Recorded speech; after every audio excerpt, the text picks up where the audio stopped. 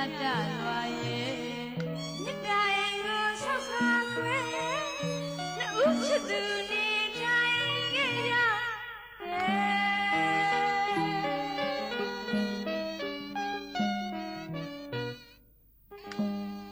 သူနဲ့ကိုနှစ်ဦးချစ်ချင်းမြတ်တာပြန်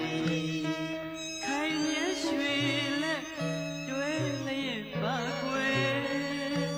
သစ္စာစုသရာမြူမဖြတ်တန်းငါရဲ့ချစ်သူနှစ်ဦးလျှောက်ခဲ့ပါလေကိုချီကိုဘဝ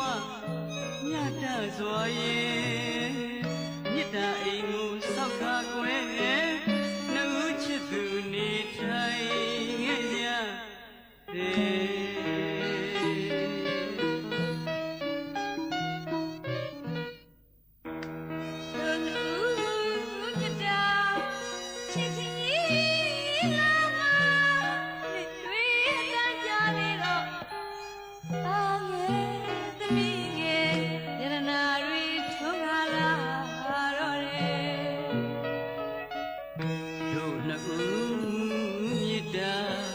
ချစ်ခရီးလမ်းမှာနှစ်တွေအတန်းကြာလေးတော့သာငယ်သမီးငယ်ရတနာတွေထွန်းကားလာတော့တယ်